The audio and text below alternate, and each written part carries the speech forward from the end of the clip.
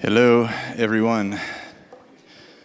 It is 1:01, so we're going to go ahead and get going.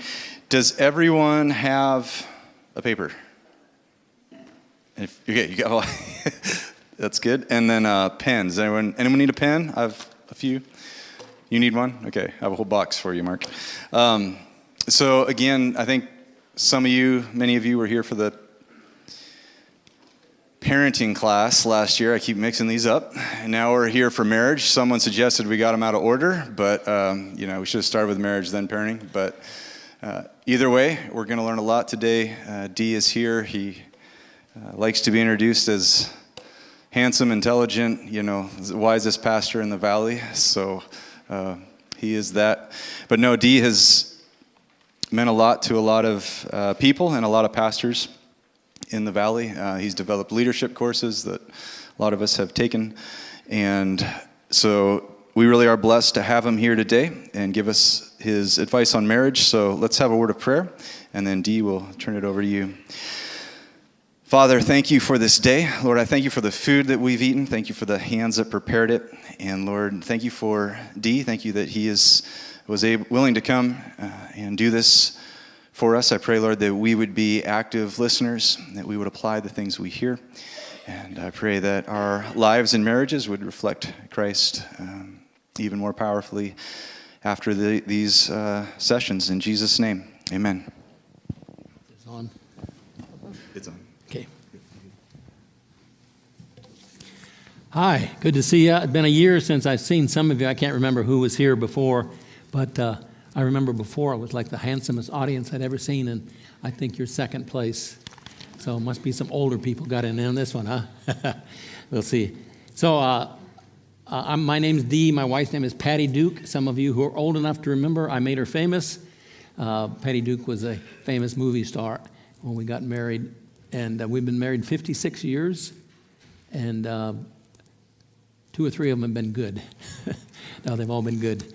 8 kids, 28 grandkids, and so because of being married 56 years and having 8 kids, 28 grandkids, I do a lot of teaching on family. Grandparenting now is my new topic. That's my fun topic, being a grandparent.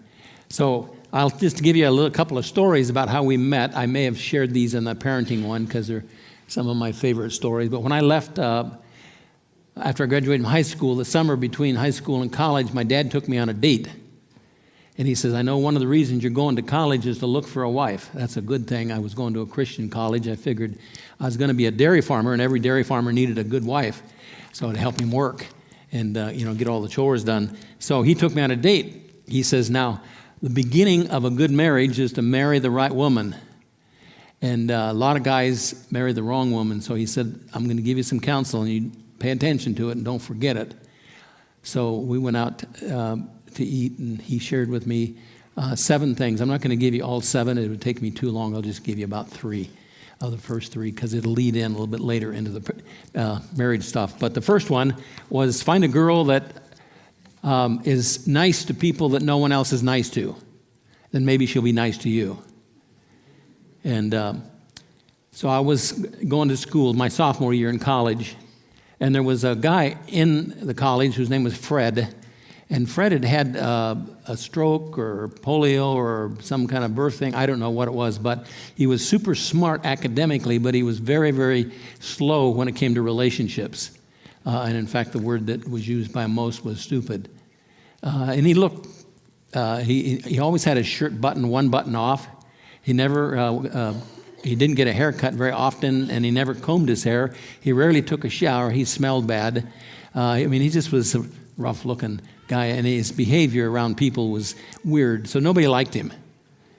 And one day I saw him walking down the sidewalk towards me in front of the boys' dorm, and his hair was combed. He had a sport coat on. He had a tie on. He really looked nice. He came up next to me. I wasn't sure it was him. I said, Fred, is that you? He said, yep. I said, what happened? He says, I got a haircut. I started laughing. I said, yeah, I see you got a haircut. I said, but you got a sport coat on and tie on, your hair is combed, your shoes are polished? It must have been more than just a haircut. He said, no, just a haircut. I I said, why did you get a haircut? He says, well, Patty Bertner said that she would give me a haircut. Now, I had heard of Patty Bertner. I knew the name. She worked in the cafeteria. Get a coat to match and comb my hair and just look nice. And it's nice to people that no one else is nice to. And that's the first person I ever heard being nice to Fred. And she gave him a haircut every month for all the time that she was in college, that college, and he was as well. Second thing Dad said is marry somebody, a girl that's not real fussy about expensive clothes, that is not a real carried away about makeup and all that stuff that she's, they'll drive you crazy. I said, okay. So one day I played on the basketball team at the college, and we had to borrow a gym, and so we would eat afterwards, and it would just be the basketball team. And so Patty worked in the cafeteria, and the coach came in while we were eating. Free tickets to the Far West Classic, and if you're familiar with Portland, the Coliseum, it's a basketball tournament to the best North Carolina, Indiana, Duke, all those really good schools have a tournament during Christmas time, and they call it the Far West Classic. He said, I got free tickets to the Far West Classic, and we get to sit in the front row. Man, we were excited. And Patty's back there, and she yells back, I feed you guys. I should get to go with you. And the coach says, no, guys only. So the college had a bus that we used to travel to games on, and so they had it parked in front of the Student Union building. We're getting ready to get on, and this the school's Cascade College, before it closed in '69, was North Portland. So there was a lot of homeless people up there, and this looked like a homeless guy walking up to the bus. Well, it was a guy on campus that weighed 300 pounds. I'm not sure why he borrowed his, but she had it on, including the hat and the tie.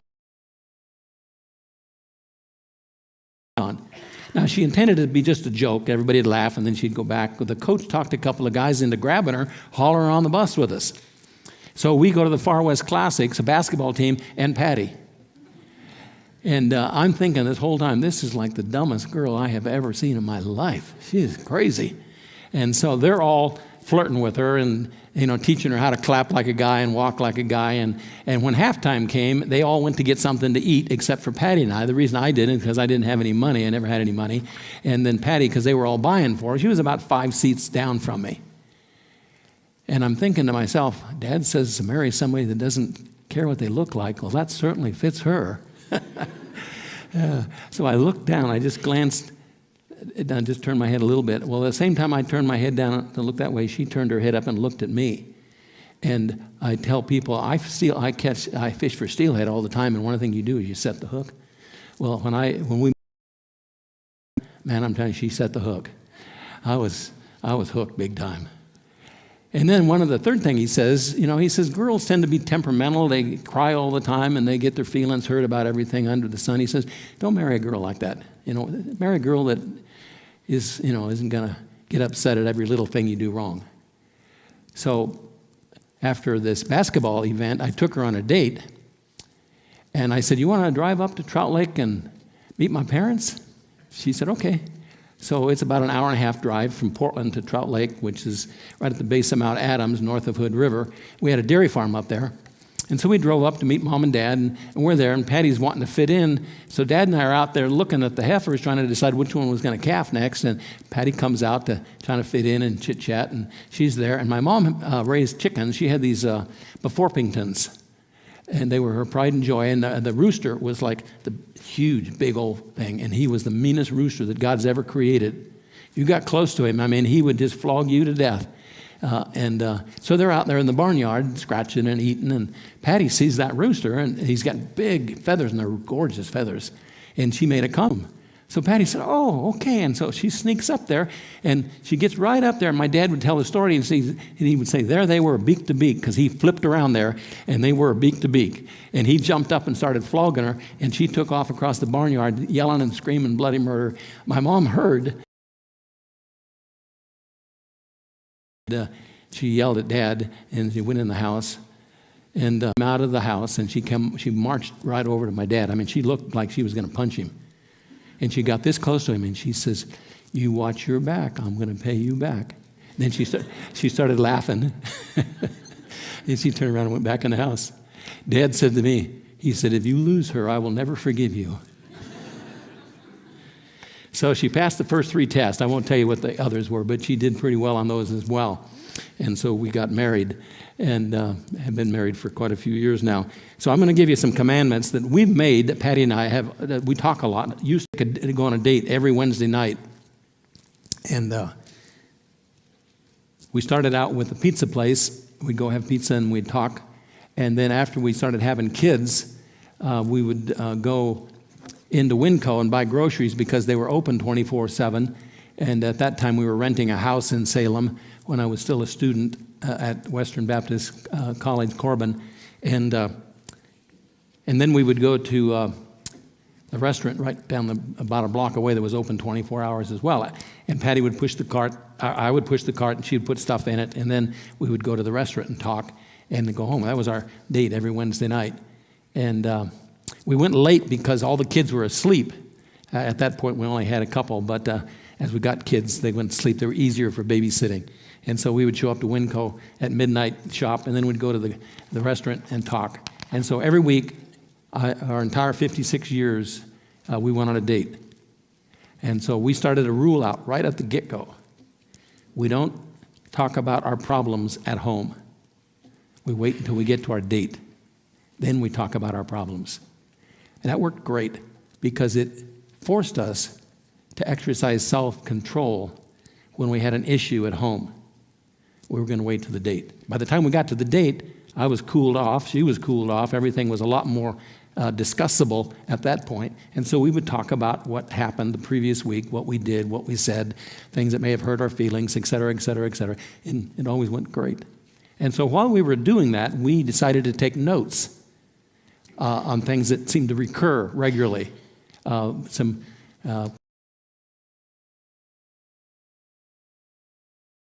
Played pinochle together. It went better if everybody played by the same rules. And so we decided to make up our one. Make your primary motive for all that you do in your marriage obedience to Jesus. So my primary goal isn't to make my wife happy. My primary goal is to obey Jesus. It happens to be that one of the commandments he gave me is love your wife the way I love the church. And so motive has a lot to do with success and also has to do with the strength that we get from him. If we keep our motive focused on him, obeying him, then it seems to go well. John 14:15, if you love me, you will keep my commandments. John 15:10, if you keep my commandments, you will abide in his love. These things I have spoken to you, that my joy may be in you, that your joy may be made full. Luke 6:46, and I will love him and will disclose myself to him. And so that's the big command, love Jesus. Do what I do as a husband, as a father, because I love Jesus and I'm obeying him. What does he tell me to do as a husband? What does he tell me to do as a father? There are lots of commandments in the New Testament.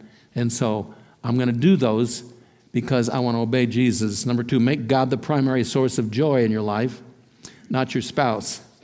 When you expect them to be the source of joy in your life, you make them a prisoner of your expectations. Now, I don't do weddings anymore. I'm too old, and there's too many young guys on staff that will do them. But I used to do a lot of weddings. And so that meant a lot of pre-marriage counseling. And so after you do a few of them, you kind of get you figure out questions asked. So one of the questions I always ask, and I'd usually start with the lady, I'd say, what expectations do you have of this dude that you're marrying?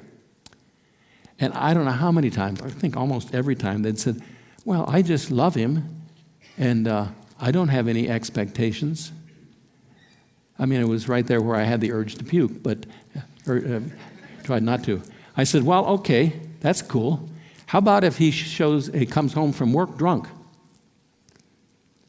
That okay? Well, no. Okay, expectation number 1, husband comes home sober. What happens if he comes home pulling a boat that he bought for $20,000, but he didn't ask you? Will that be okay? Well, no, but he wouldn't do that. How do you know he won't do that? Expectation number 2, husband will not buy a boat without asking. And so, I came up with a lot of expectations. And so what happens often in marriages is you discover them when you break Your spouse gets angry at you because you broke this expectation that she had that she personally had never really identified until you broke it. But once you get married, you're going to find out that there are hundreds of them. These expectations that your spouse has that you broke. And so why do you have these expectations? Why do you want your husband to come home sober instead of drunk? Why do you want him to talk to you about spending $20,000 on a boat? What's the reason? Why don't you just let him do whatever he wants? Well, because you want joy. And sometimes your spouse makes you unhappy with what they do, and then that's the problem. So if you can get the bulk of your joy from the Lord, you take off a lot of pressure off your wife or your husband, because now they are not the one expected to make you happy. God's taking care of that. And pressure in relationship really never helps. But our expectations create pressure. Oh, if I do this, I'm in trouble. If I do this, I fight. If this happens, and so we kind of walk through this tunnel with these expectations in both sides of it. And so if we give all our expectations to the Lord and say, Lord, I'm going to trust you to take care of these, it takes a lot of pressure off the relationship. Talk about that. That was one of our big topics on our dates, was the expectations that I hadn't met.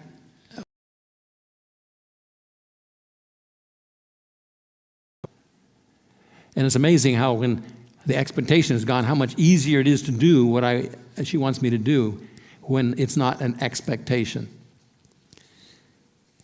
I discovered something about myself, is that I like to do things when it's my idea, but if somebody bosses me around, I don't like to do it anymore. And so I got this little saying with Patty. And occasionally I say it now, not very often, but I'll say, woman, quit bossing me around. And that starts this little chuckle between us because we've got lots of history with that statement. And Patty brings a cup of coffee in for me. And then when she hands it to me, she says, now be careful, it's hot. For 70 years. I've never yet burnt myself on a cup of coffee. Why are you telling me it's hot? You just like bossing me around, don't you? So she says, I know that. But next time when I tell you it's hot, you'll be glad that I tell you it's hot because you like hot coffee. And so, I don't know if you have those conversations or not. But the little bossing kind of thing around, we've turned into a way of creating humor between us and even with our kids. Patty's grew up in the city. I grew up in the country. In the country, we never locked the doors. City, everybody locks every door you got in your whole house. And so Patty will say to me when I come to bed, did you lock the door? And occasionally, I'll say, how many years we've been married? 56 years have I ever failed to lock the door. You know why? It's because I always remind you. No, it's because you like to boss me around. Matthew 10:37, he who loves father or mother more than me is not worthy of me. He who loves son or daughter more than me is not worthy of me. He who does not take his cross and follow after me is not worthy of me. Luke 14:26, if anyone comes to me and does not hate his own father and mother and husband and wife and children and brothers and sisters, yes, even his own life, he cannot be my disciple. Now what Jesus is saying, he's not saying to hate, but in contrast, our love for Jesus is so strong, it's like everything else is hate. Then we're not worthy of him. And our love for Jesus ought to be so strong as if we hate what he wants us to do. So I have a prayer I pray in the morning. I've prayed it every morning for close to 50 years now. It's changed a little bit, but it's pretty much the same. Today, Lord Jesus, I give you my life. I present myself to you as a living sacrifice. It's the only reasonable thing I can do in light of all that you've done for me. Today, I will read your word. Today, I'll be devoted to prayer. Today, I will love my wife the way Christ loves the church. Today, I will do my part to build your church at JBC and around the world. Today, I will take every thought captive to the obedience of Christ. Today, I will only speak words that edify, that build up, that give grace, not words that would tear down, hurt, or offend. Today, I will live my life as if it's the last. I got some more in there for kids and grandkids, but I'll cut it short. Today, I will live my life as if it's the last before I stand before you at the judgment seat of Christ and give an account, a reckoning of my life, and I'm rewarded for what I've done, whether good or bad. I can't do this in my strength. Please fill me with your Spirit today so that I have the push. And so when you say it every morning, pretty soon you start being aware of when you don't do it. Now with my wife, it's easy. If I do anything, absolutely even the smallest thing, she will cry. My wife cries when she prays. My wife cries when you tell her a story. My wife cries when she gets up. My wife cries when she pets the dog. That's just what she does. She cries when she's happy. She cries when she's sad. She cries when she's got a gift, when she doesn't. I mean, whatever. So I have to interpret. Is this crying because I made her happy? I usually know the answer. So when she cries because I did something I shouldn't have done, said something I shouldn't have said, I mentally say, okay, today I promised the Lord, I committed to him that I would love Patty the way he loved the church. I think I just blew it. Those things so that I don't do it more than once. Number 3, do not nag, scold, or get irritated even a little bit. It never works.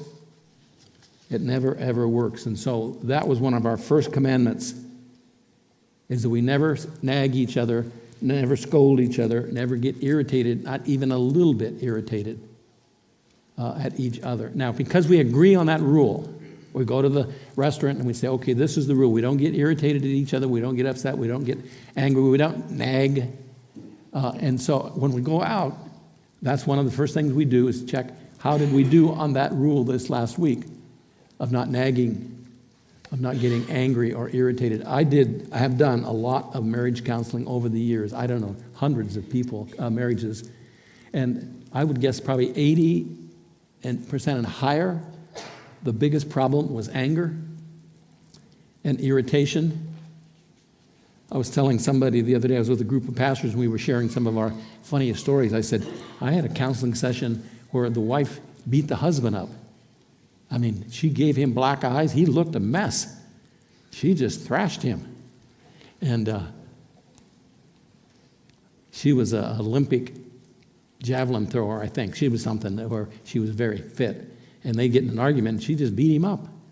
And they ended up getting divorced. I tried and tried and tried. I couldn't get them past this anger thing. And she was the one that got angry. And boy, when she did, she let him know it. And we would make rules and say, okay, let's make a rule here. And it didn't work. She just beat him up again. So we talk about that, about what makes us irritated and how we can keep that from happening and not nagging. Today's Sunday, yesterday was Saturday, I had made a goal to prune my 50 apple trees. And I was sitting in my recliner, and it was about noon. And Patty says, I thought you were going to prune the apple trees today. I say, it's cold out there, and there's still snow on the ground. I got a couple of weeks more before they really need to be pruned. I'm not going to prune them today. She says, you won't be around next Saturday, and then Saturday after that, then Josiah won't be here to help you. And I says, this is sounding a little bit like nagging. Probably isn't, but it's sounding like it's getting close. And she says, you know what? I think those trees would look really good with branches just everywhere and not pruned at all. I said, I think you're right, let's do it. So she rolled her eyes and off she went. Now, why could I say that? Well, because we talk about it all the time. That's our rule. That's what we don't do. We don't nag, we don't get angry, we don't get irritated. And so because we've agreed upon it, like playing pinochle, when somebody breaks the rules, they say, hey, that's not what you can do. So we can do that without making the other person upset because we've reminded them of the rule. And so we play Monopoly. I have 4 siblings, and my dad was in the Navy for 22 years.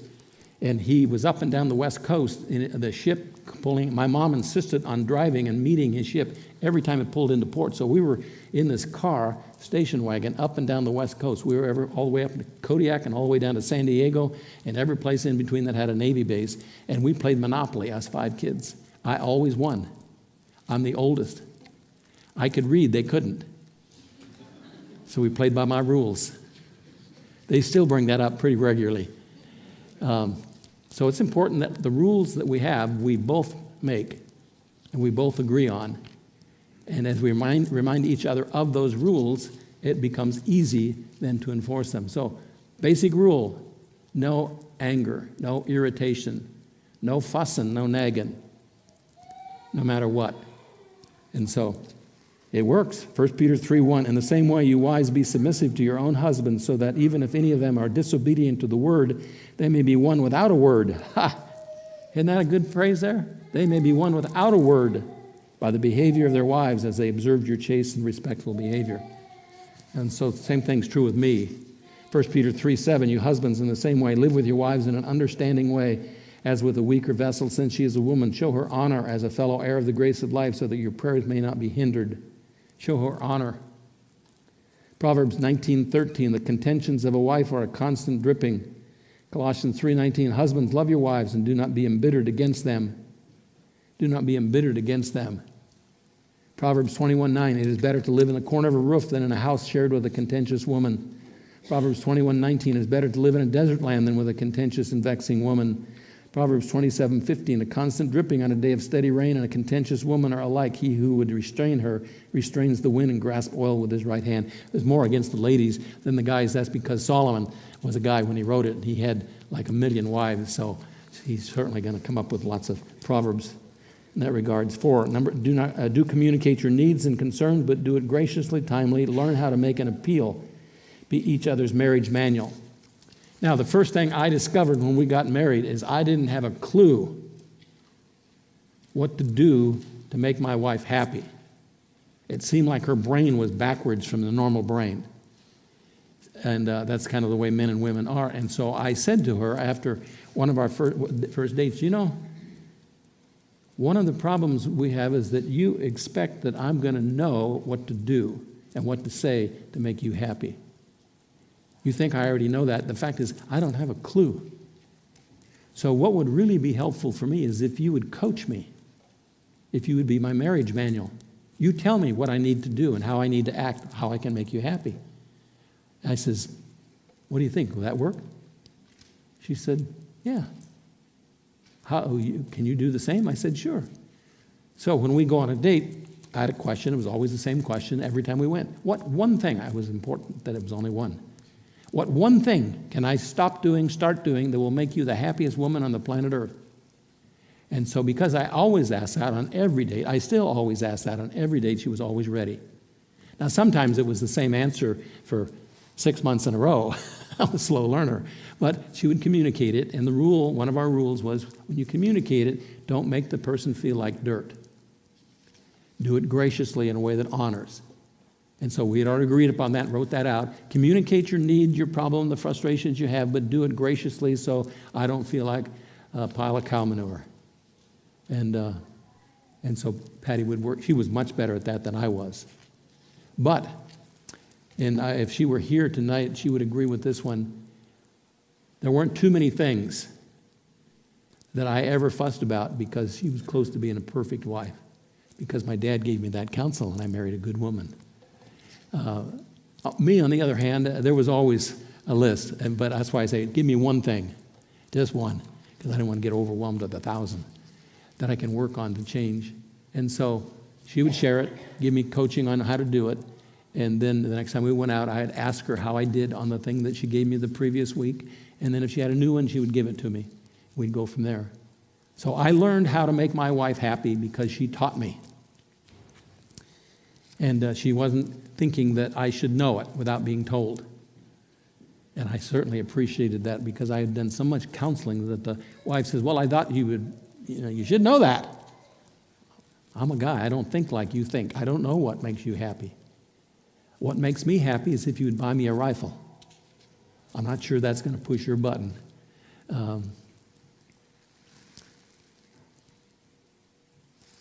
Ephesians 4:29, let zero unwholesome word proceed from your mouth, only such a word as is good for edification according to the need of the moment, that it may give grace to those who hear. We tried to attach a Bible verse to every one of the things that we shared with each other, and that we would memorize those together.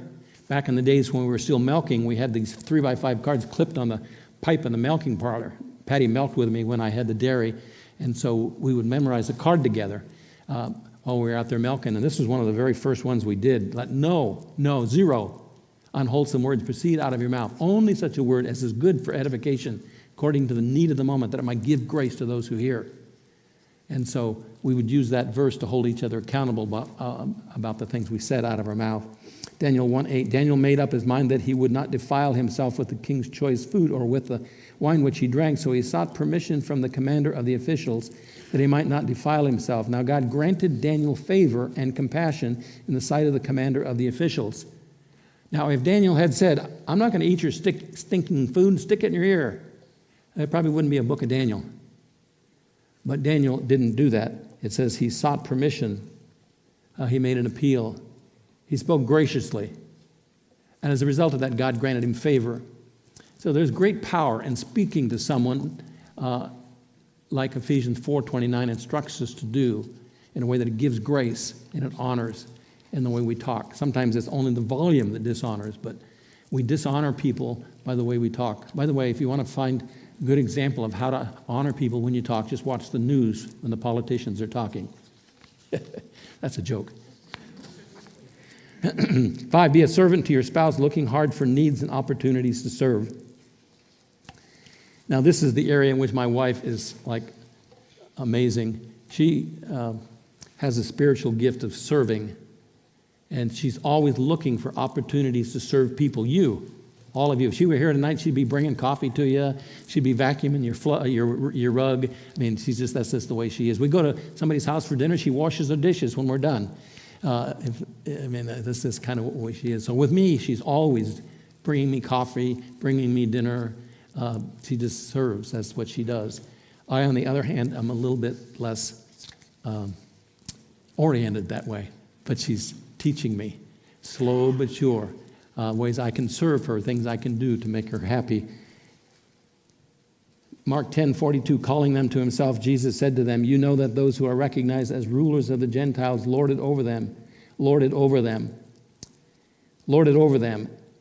Their great men exercise authority over them, but it is not this way among you. Whoever wishes to become great among you shall be your servant. Whoever wishes to be first among you shall be slave of all. For even the Son of Man did not come to be served, but to serve and to give his life a ransom for many. So we have stories. We like to write stories. When the kids were little, we would do it as a way of teaching them, and now we do it as a way of remembering the old days. It's always fun to remember stories about things that happened and places we went and discussions we had. And somebody asked Patty the other day, as you were growing up, our kids were growing up, was there anything that Dee didn't do very well at? Now, we raised our kids in the days before disposable diapers. And I didn't change diapers. And people hear that, your husband didn't change diapers? Patty says, no, he didn't change diapers. And then I'll interrupt if they're looking at me like I'm just a dirty scoundrel kind of a guy. I say, well, we didn't have a wash machine in the early days of our marriage, and I washed all the diapers by hand. So I get a star. Patty says, that's why he didn't change the diapers, because we had this deal. He washed them, I changed them. Cool. If Patty was gone, one of the kids pooped their diapers, I called her, come home quick, hurry, it smells in here. And so we got along quite well with dividing up chores, as it were, because that's what we did on the farm. I milked, Dad cleaned calf pens. Cliff, he did this, and Jeff, he did this, and Mom, she did this. Everybody had their jobs to do. And so we just sort of went through life saying, okay, whose job is this? And we divvied up the jobs, and we always were helping each other out. But I don't know, as I know of any other husband, there's probably someone around that had 8 kids who never once changed a diaper. I'm the champion.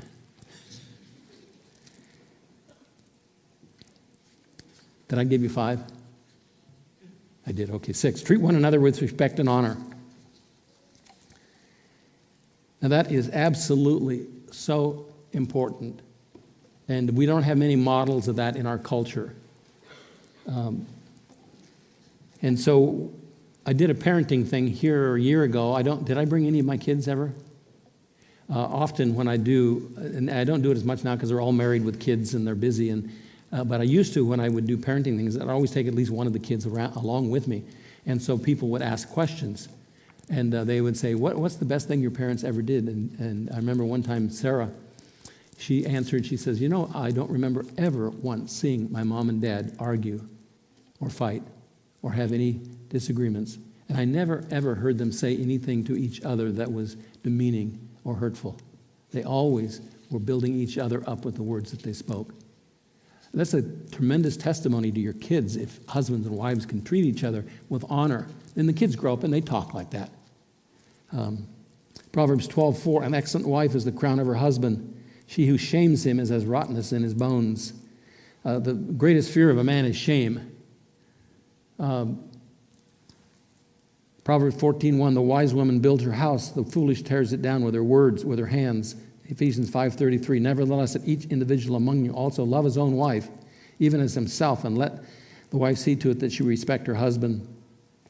1 Peter 3:7, husbands in the same way, live with your wives in an understanding way, as with someone weaker, since she is a woman.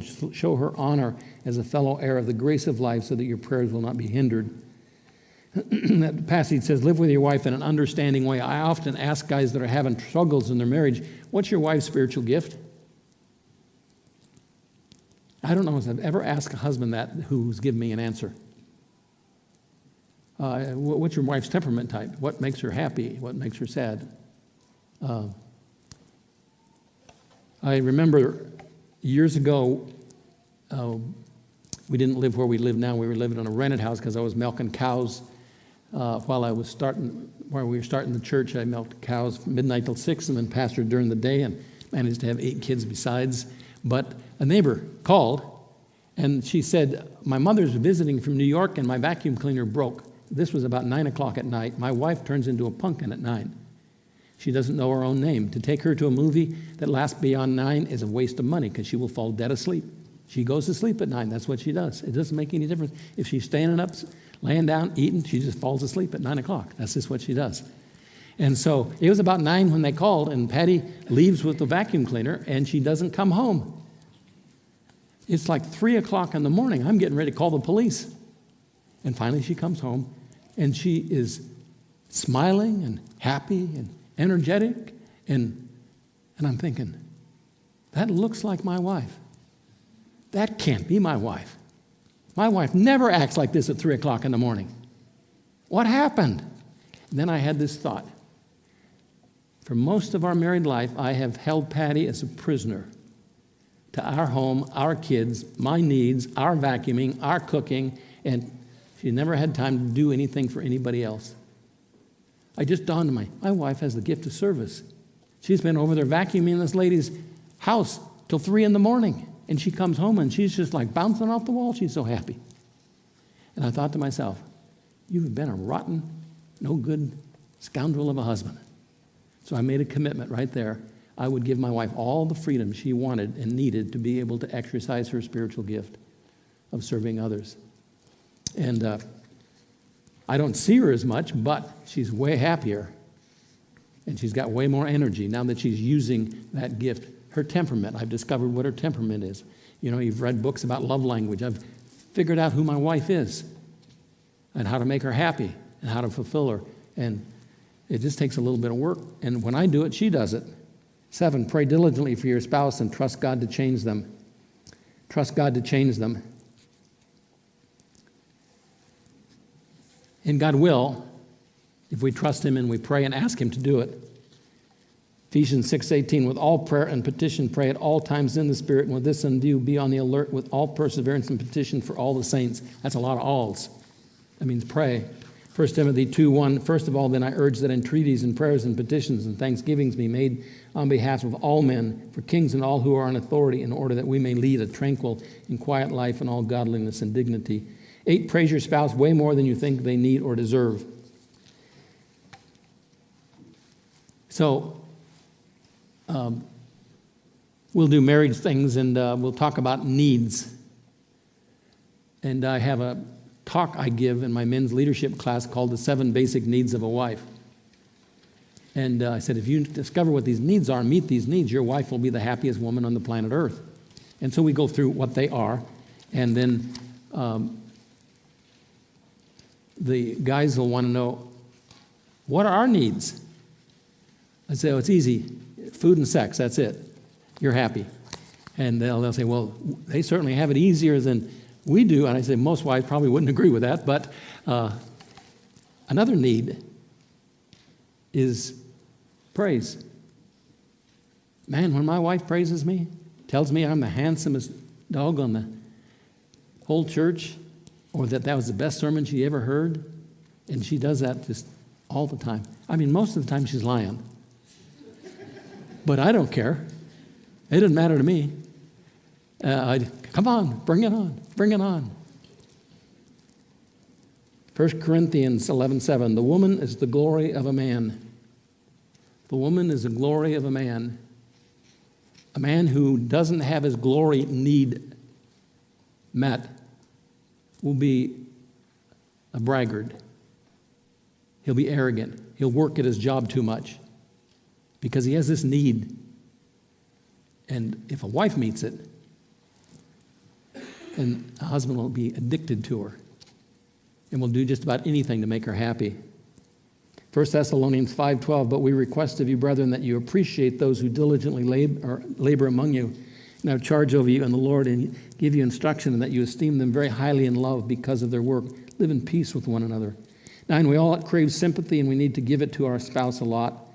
So again, Patty, besides service, she's got the gift of mercy. She loves to visit people in the hospital. And so she gives me way more sympathy when I'm not feeling well than I give her. When I smashed my finger when I was on the farm, my dad said, rub a little dirt on it. That meant just keep working. So sympathy wasn't something that we experienced on the farm much. I think I may have told you this story. When I was a kid, we were putting in hay, and Dad was driving the trailers into the barn, and I was changing the trailer from taking off the full trailer and putting on the empty trailer on his tractor. We had 2 4-wheel trailers and 1 2-wheel trailer, and the 2-wheel trailer, I had to put a block under the tire so it wouldn't roll away, and I had to put a block under the tongue because it would be unlevel. And so I forgot. I pulled the pin on the drawbar, and the trailer drifted back, and the tongue fell on my foot. It was loaded with hay. I ended up losing 4 toenails. And as soon as it hit my foot, my dad yelled, "Don't say a word and I'll give you $100. And I went, ooh, He got off the tractor, helped me get my boot off, and took me in the house. Later that evening, he said, I'm not going to give you $100. He said, you should give me $100. Today you learned a lesson that very few people ever learn. Just because you get hurt doesn't mean you need to yell. And so I didn't get my $100. So that's kind of the way I grew up. Just rub dirt on it. Don't fuss about it. Well, then Patty married me. It didn't work when I said, rub dirt on it. What are you fussing about anyway? That did not go over well at all. And so I learned she likes sympathy.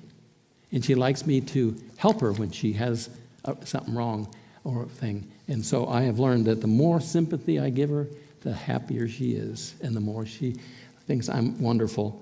Job 2:11. Now when Job's 3 friends heard all this adversity that had come upon him, they came each one from his own place, Eliphaz the Temanite, Bildad the Shuhite, and Zophar the Naamathite, and they made an appointment together to come to sympathize with him and comfort him.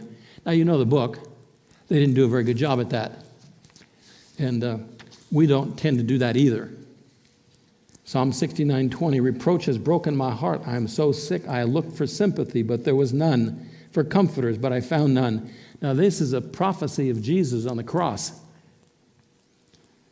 Hebrews 4:15, for we do not have a high priest who cannot sympathize with our weaknesses, but one who has been tempted in all things as we are, yet without sin. That Jesus is a Savior that can sympathize with our weaknesses. 1 Peter 3:8, to sum up, all of you be harmonious, sympathetic, brotherly, kind-hearted, humble in spirit. 10, remember that God is much more concerned about our character for eternity than he is about our comfort or happiness in this life. And it's a great book. I'm trying to remember the author. Divine Marriage. Does anybody know the author? It's a well-known book, very popular.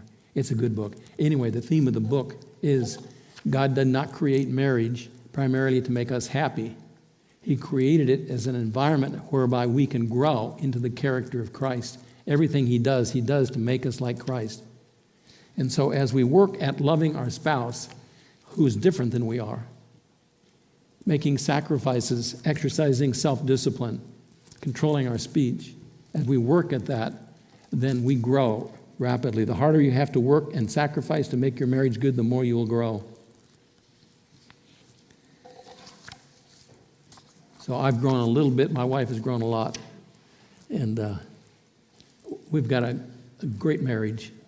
I've been married 56 years. We don't have to follow the rules anymore because we do them automatic. I don't say anything hurtful or out of irritation except joking about. I said the other day, you know what? We tell people we have 28 grandkids. That's a lie. I have 28 grandkids. You have 29. Because she treats me like one of her grandkids. I don't mind telling me that the coffee is hot, to shut the door, to tie my shoes, to quit slopping on my shirt. I'm just one of the grandkids. And but there's a book written entitled "The Cure for a Bad Marriage is Humor." And the one thing that we've had a ton of in our marriage is lots of laughing at each other about things we've done, things we've said. We like to go back and look at pictures. Our first wedding anniversary, we went on a canoe trip of 100 miles. Patty was a city girl. I was a country boy. That canoe trip was a disaster. And we'll tell stories now. The kids will ask stories because they've heard the stories. They like to hear the stories. We'll tell the stories, and they are absolutely hilarious. Some of the things that happened and some of the things that I did, some of the things she did, the adventures we had because of on this 100-mile canoe trip. But we got the pictures, we got the stories, and they're all funny. They weren't then, but they are now. And so we're in the process of making memories that are funny that we can tell our kids about, and they enjoy listening. My grandkids, we went over to Hawaii recently, and I have 3 grandkids that live there, and then the grandkids in Alaska, there's 6 of them, they came down. They were 40 below zero. They came to Hawaii for a couple of weeks where it was 75, and the first thing that they want when we all get together is, "Grandpa, tell us some stories. Grandma, tell us some stories." And so we'll tell them stories about before they were born, and they all laugh and have a good. They've heard all of them 100 times, but they still like to hear them. All right, that's 10 rules. Any questions? I think I'm done. Can't see that clock very well. Is it 2? Am I supposed to quit at 2? 10 more minutes. Huh? You have 10 more minutes. 10 more minutes, okay. Questions? I can tell you some more stories. I got lots of stories to tell about Patty. So, okay, I guess we'll just call that in then if nobody has any questions. All right, let me pray. Lord, thank you for these people, each one. I pray that you will bless each marriage, that you will make them one, even as you, Father, and you, Jesus, are one, that you will fill their marriages with joy. They will learn and grow in how to love the way you love us. And it would be sacrificial. And Lord, there would be absolutely no anger in any of the relationships that are in this room. That they would learn that it never works, it never changes anything. It always makes things worse. And once we commit to that, Lord, I pray that you'd give us the strength to keep those commitments. We thank you. In Jesus' name we pray. Amen. Okay, thank you very much, Dee. Hope you enjoyed that. Just a couple of things from here on out. These are going to start at 6 in the evening, so don't come back at 1 next week. There will be no one here. So 6 o'clock on here on out. Also, if you have kiddos in childcare, if we could just go straight from here and get them because of the good people who are volunteering to watch them, and then we can mingle over there as long as we want. So again, thank you, Dee, and look forward to next week.